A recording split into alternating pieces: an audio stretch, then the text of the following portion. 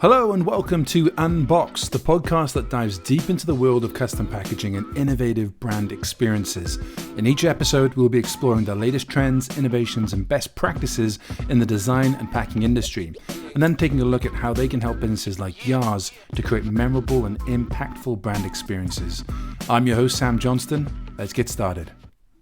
This episode, we'll be talking to Rob Day, who's a prolific entrepreneur, a product marketing leader. He's been, I think he's currently the VP of marketing at Jack's Abbey Brewing Company, has a vast array of experience at brands like Lord, Hobo Brewing Company, Fulham Group, Tommy International, News America.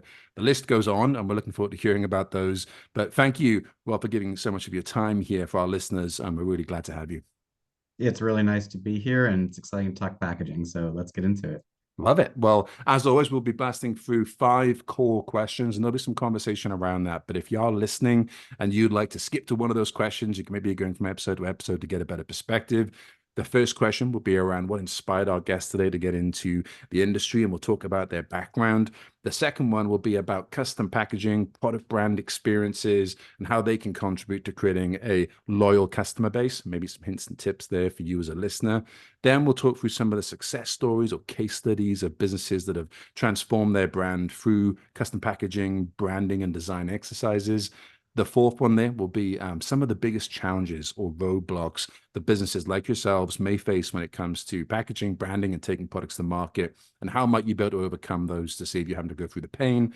And the last one, we'll bring out our crystal ball, take a look at the future of custom packaging and brand experiences. What can we expect over the coming 5 to 10 years, and what could businesses like you be doing today to stay ahead of that curve tomorrow? So without further ado, we'll come all the way back to the beginning of that first question, which is what inspired you, Rob, to get into the kind of retail product packaging industry, and how did you get your start in the field? Yeah, it's kind of a backwards track, to be honest. When heading off to college, I was split between doing business, generally speaking, didn't know a whole lot as a high schooler heading out, or architecture, which was really interesting. And I think what always caught my attention about both those career fields and ultimately packaging was sort of the whole brainness of it. You have to be really strategic and thoughtful and creative simultaneously in business and architecture, and specifically when it comes to bringing ideas to life in packaging. You Mm-hmm. have to use both sides of your brain to really nail it. And after college, I took my first job sort of in a big sales advertising CPG company for about a year going into the recession. And when they closed their office here in Boston, I had to scramble and find a new career very, very quickly. And that pushed me into product development marketing, which was very interesting because we didn't spend a lot of time in college on that particular part of the business and the direction after graduation. And that was with a company called Tomy.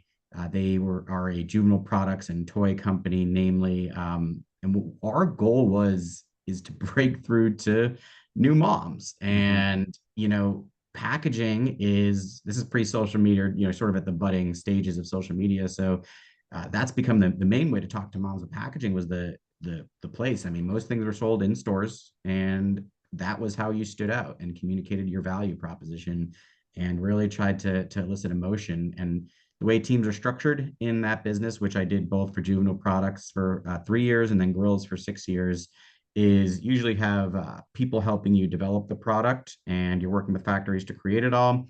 But in the brand marketing seat, you're in charge of the packaging direction and the overall look and feel. So for about 9 years across a couple different categories, that was a major function of my role. And in the early days, it was a little bit of just keep the wheels turning. I'm young, I'm learning. Hey, what's working in this business? Let's do some more of that. Then Yep. you start to hit frustrations, and you're like, oh, we could do better. We could be more interesting. Oh, we're all doing the same thing. Let's do something different. So I really fell in love with that part of the work, and I'm fortunate that when I transitioned into craft beer, which I've done for the past 7 years now, it's a major part of the business. It's obviously the most forward-facing portion. I think people see it on shelves, they see it on social media or everywhere else it's been portrayed. But the craft beer advertising is namely through packaging, Mm-hmm. and it's been an evolving industry. It's only about 40 years old here in the US. So it's really changing as you're watching it. It has been, as it's been maturing in the past decade or so, been more exciting, I think, than ever in that business. and you're able to really flex a lot of creative muscle. Some of your audience, if they're listening and they know the different forms, labels are a really common approach to product packaging and craft Hmm. beer. And the types of print and material you can do on there are fantastic. And then, sort of in the unexplored zone, there's multi-pack boxes and material finishes you can do in that space. There's gift boxes that are, kind of lightly touched upon, but have a lot of opportunity. And there's really a lot of room for creativity as it continues to evolve. And that's really the exciting part. And Hmm. a small note in the intro, I was most recently at Jack's Abbey, but I'm currently on my own. So Oh, nice. I'm consulting for a handful of people, mostly in the craft beer business and some without. But it's packaging is always the first thing people want to talk about. Does my stuff feel stale? Is Yep. it up to date? Where am I compared to my peers? And it's an interesting conversation to start from, because I think if your audience is listening to this, they know how much variety there can be and how exciting it can be to put that to action. 100%. Yeah, I mean, standing out is a difficult thing, especially within the beverages market. There's a lot of different brands out there, and I'm sure we're going to get some gold as we go through these different questions.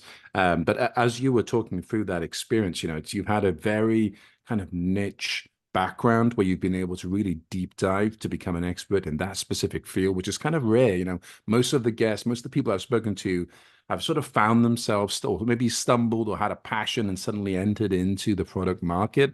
But to have somebody that has that kind of vast and depth of experience is pretty rare. Do you find that across your peers in the industry? I do. It's the business isn't for everyone.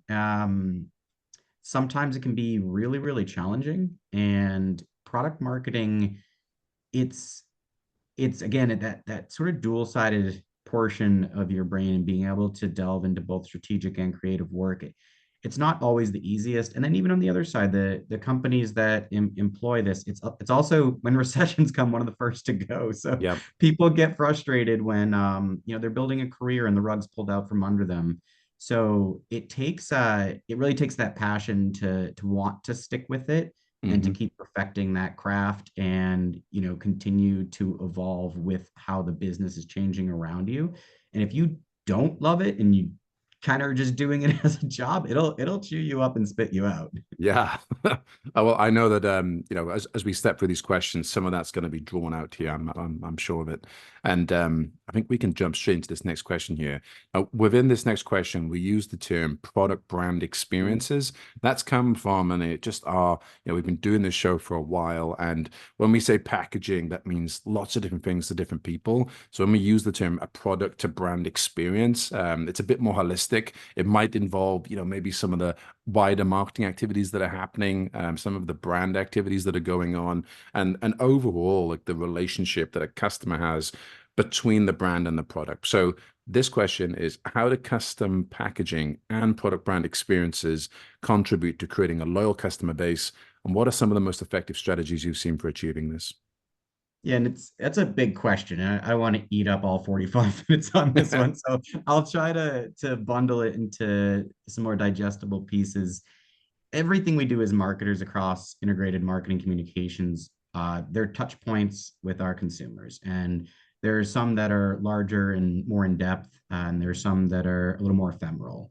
Digital advertising can kind of come and go, and it's a nice way to keep in touch. But any physical good that the consumer is going to hold, put in their home, put in their fridge, put on their shelf, share with friends. When you have a touch point that's literally a touch point, that is a very big opportunity for connection. And if you mess it up, you can really deteriorate brand value and image. And if you get it right, you can really earn that credit you were talking about and that loyalty, because your other marketing communications are making promises to your guest and to your future customer. And that package experience is part of living up to that promise. In some cases, it's also the promise and the delivery. If the only time the consumer experiences this is in a store, that package has to convey a lot of the why immediately. And then, of course, what's in it has to live up to that. But each layer to it is important in delivering that message and delivering on that promise. If you tell somebody you have a luxury good and it feels cheap. It looks cheap. There aren't nice finishes to it. Yep. You're just not living up to the promise you've already made. And you're cheapening out on the final mile there. And you may never get a review that says that. And that's the hard part. You don't understand the mistake you've probably made. But if you were to talk to some people or watch them interact with the physical product and the packaging that's around it, and it doesn't live up to what they expected, there's sort of an immediate like backlash. There's a physical Hmm. reaction people have to it. And I think in terms of opportunity, trying to live up to whatever that promise is, think about what you're telling your guests you are, and make sure you find those little ways to stand out that are a little bit different, a little bit special. I think e-commerce is probably the biggest culprit of failing at this. More than happy to stuff it in a brown box and ship it to your house after making a million promises on Instagram and making you feel special for clicking the buy Hmm. button. And the email that follows is so detailed and thoughtful, and then you get a brown box with a thing inside, and it's just such a letdown to me because again, that's an opportunity, Yeah. and there's some players out there doing a better job. I like this is just a specific. The reverse brown box is one of my. It comes in a brown box, but then you open it and there's this Yeah. reveal, and that's a moment with the product that lives up to that promise without having that sort of exterior thing. So you get that brown box, like, okay, fine. But once you open it up, like, okay, like here's that brand experience Yeah. I've been promised. So that's condensing it about as much as I can. Hopefully that was a helpful Yeah, answer. definitely. I mean, the name of this show, right? The Unboxed show, like we came from a place of like how can we help people to create these unboxing experiences, this extension of the brand story and really truly allow someone to become part of the tribe of that sort of that brand, that promise that's being made. And I think that you touched on a couple there, and I think that this next question, hopefully we can get some of those maybe examples out, which is can you share any success stories or maybe case studies of businesses that you have transformed or you've seen have been transformed through packaging and design exercises? Yeah, shout out to some other players first, just in terms of I think Talenti is probably something people can all relate to walking by the grocery aisle and seeing sort of that clear plastic packaging against all of the cardboard cups that Yeah, were in that space. It's a harder thing to solve. The packaging of cold and frozen products in plastics is trickier than we've most come people across that. would presume. Like, oh yeah, that's so obvious. Allow people to see it. Like it's harder than it sounds. Solving that problem, huge competitive advantage, something that people can really relate to. If we move over to some of my peers in craft beer, I think lately, if you follow sort of the grocery convenience world, there's some pioneers in this space. There's a 19.2 ounce can in the United States that has really taken off as a single serve option. It's not that they did anything particularly innovative, but if you look at the idea of product marketing through packaging, that sort of 33% more or it's a little Yeah. bit more is always a compelling play and very interesting. Most recently, it's the, I believe, 180th birthday of Pabst Blue Ribbon. I, I, I might be wrong. This is like a news story this past week caught my attention, but I believe it's the 180. So they did a 180 pack of beer in a handful of retailers. And Nice. that's going to be a significant piece for us. When I was at Jack's Abbey most recently, doing sort of unique packaging on the equipment is incredibly difficult. So we had to rely more in custom packaging for our press strategy and marketing strategy. So we were able to generate in our last year with a single person working on it over 2 billion impressions through press by working mostly on the relationships through these custom mailers you were discussing a little bit about. Hmm. And similar, we had a partnership with the Boston Celtics, so you'd get this really cool exterior box, open up inside, it's like court patterns and all the graphics done just like you'd expect from a cool NBA team. That's The awesome. product is placed just right that you open it and you're seeing everything up front. And we were able to get into a lot of press that normally wouldn't pick up craft beer stories, which was the goal. That's a Yeah. sports story as much as anything. And without sort of those wow reveal moments, all those journalists, they get, think about a consumer being inundated, journalists get stuff mailed to their house Yeah. all too often. They'll tell you as much. And you think it might be nice, but at some point it's overwhelming. So you have to put as much work into standing out with them as you do with the consumer, and sometimes more because their level of scrutiny is up there. But that kind Hmm. of experience, like we got it all the time. People who get it every day are like, wow, you guys are doing it right. And it Yeah. really comes down to sort of that boxing experience. Yeah, definitely. I saw a really cool one. Obviously, I'm from UK originally. That's why I have a strange accent. Living in America now, but there was a large, I think it was a lager convention that was happening in one of the conference centers in London, and lots of brands in there. And there's a local brewery called Witchwood Brewery, based out of the Oxford area. They do a couple of really good ales and a couple of darker items. But they have this kind of rebellious approach that is somewhat like a precursor to the sort of liquid death type approach, little bit more traditional. And they just did some guerrilla marketing activity where they kind of put up big projectors on the side of the building and in local areas. They just said afraid of some flavor lager boys on it, and then they made T-shirts and they did a whole branding campaign about that. But they didn't have to be in the arena; they weren't even invited, but they were the story of the entire place. That's Um, pretty good. and I think all coming back to that, like that tribal feeling, what is Yeah. it about your customer that they differentiate themselves from other customers? What is it about this consumer psychology that you can tap into that you can then bring into the entire product experience? So they played really well on that. Have you come across like any really fun examples of people that have done some stuff that maybe was guerrilla marketing-esque? It's pretty. A lot of the stuff that happens in our business is more small scale, and Liquid Death is you mentioned them, and they have the most recent story.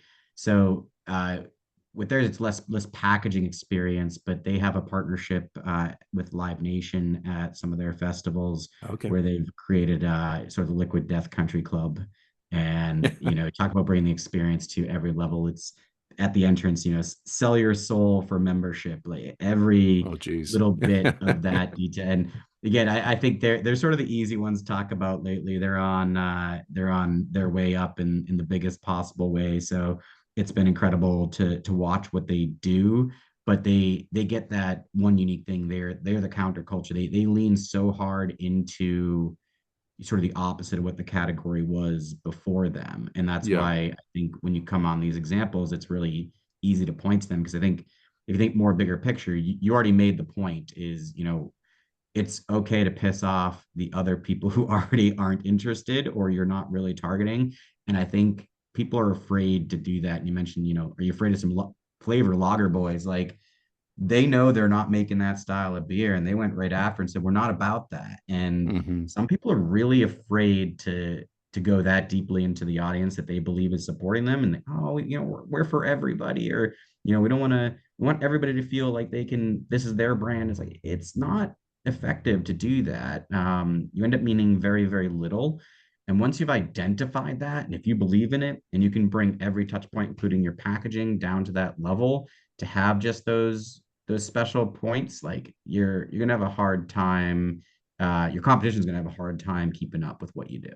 Yeah, way more cost effective to market towards a tighter ICP, like an ideal customer profile, rather than mean a little Yep. to a lot and then be competing with everyone else in the market. So if you can own that category and really know who the consumer is, it doesn't have to be as extreme as those examples. There could be some really good, heartfelt pulls and pushes between consumer and brand that could be done there as well. I'll give you a really simple one actually. That's not so extreme. There's a small RTD company, ready to drink cocktails for people who aren't into my jargon. They make a whiskey cola product called Black Yeti, and this is founded by two very creative people, out there hustling it.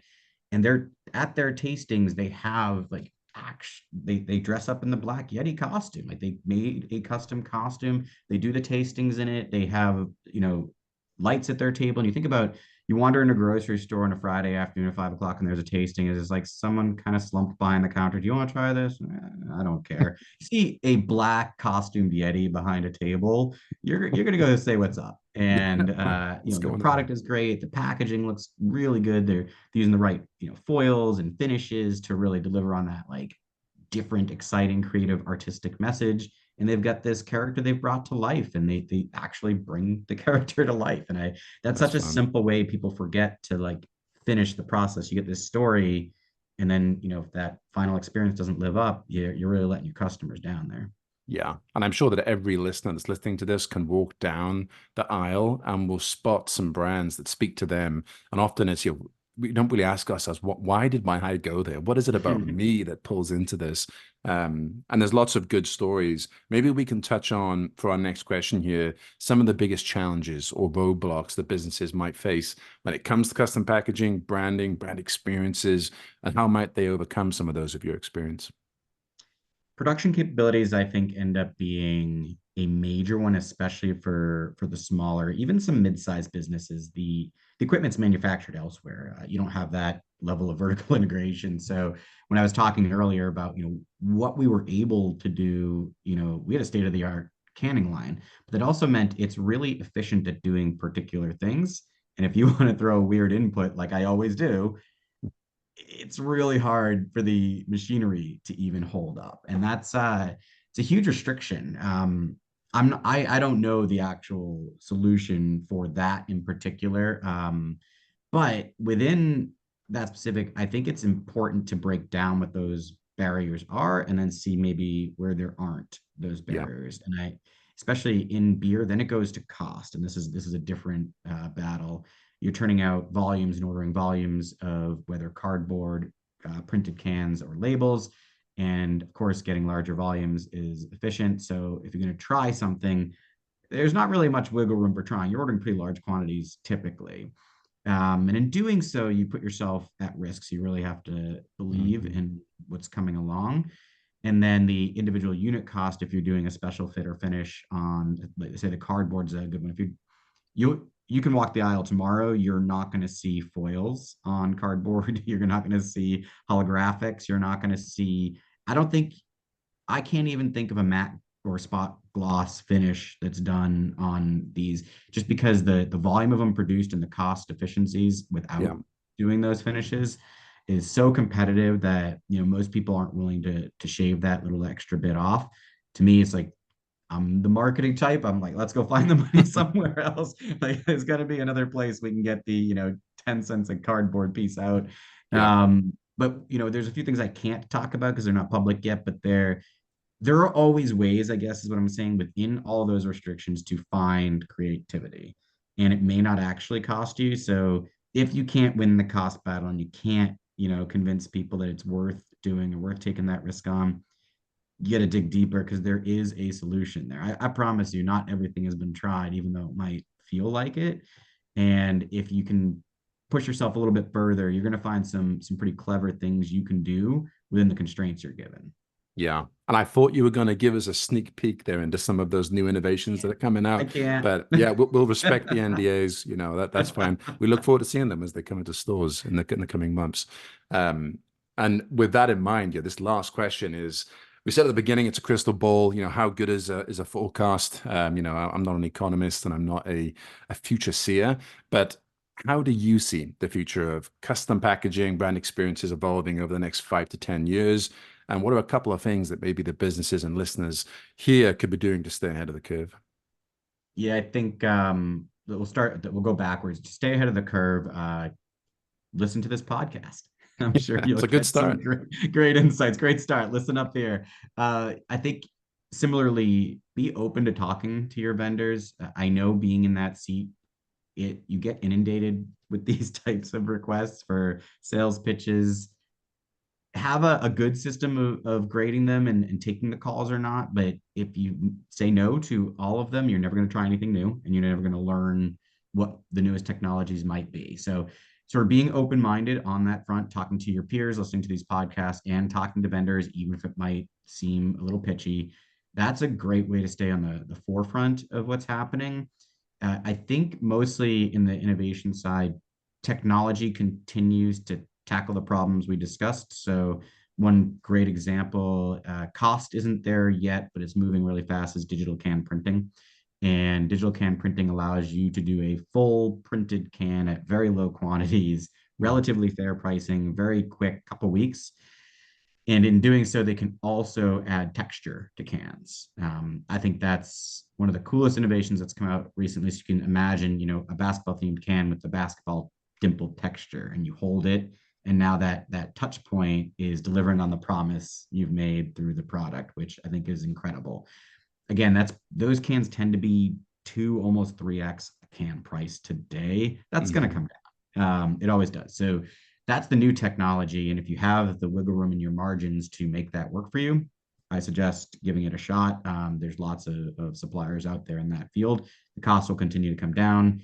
I think material is going to continue to be a big innovation in packaging from the supply side, both sustainable cost and just sort of interesting things coming along. And then I think being able to look cross segments, if you're in beer, look at ice cream. If you're in ice cream, look at snacks. That's, I think, where a lot of people end up standing out, is Smart. pulling from another category and disrupting your own category with a package format that might have existed somewhere else, but now, you own it in your own category, and it can be a real standout opportunity. And that's done pretty regularly. So those are some great ways to sort of stay ahead of it. I think that's what will continue to happen as the fields get competitive. Sometimes it's a restriction, like, oh, so the only material I have available to me, and that's now your packaging. Yeah. Other times it's very deliberate, like, oh, I don't see anybody doing this in this category. I think that would work. And that can really bring along an entire brand by owning it. We talked about Talenti earlier.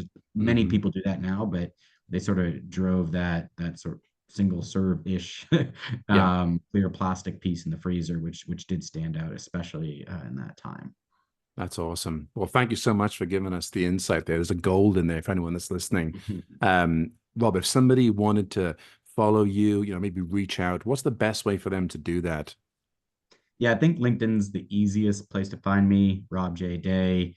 I'm very active on there. I usually write 2 to 3 times a week. And yeah, don't be afraid to add me and say hello. You heard me on the podcast. So I'll accept those and chat with people. I keep an open mind. If I suggest it, I might as well live up to it. So keep an open mind for conversations. I think that's important. And if they're listening to this podcast, I assume we'd get along. That's great. Love it. Well, we'll make sure we put the link into the show notes. So you should be able to just click down into the drop down, and it will give you the link there if you're looking for that live. But if you have enjoyed this episode, be sure to subscribe to our podcast, leave us a review wherever you're listening to this. It means a lot to us and all the algorithm robot overlords. If you have any questions, comments, suggestions for future episodes, you can reach us on email at hello@merchantboxes.com. And until next time, keep thinking outside the box and creating unforgettable brand experiences. Bye. Thank you for listening to today's episode. It was sponsored by Merchant Boxes. Merchant Boxes provide custom packaging to large businesses and small creators that customers love. If you're looking for award-winning custom package designs that make your business and products stand out from the competition, click the link in the show notes to find out more.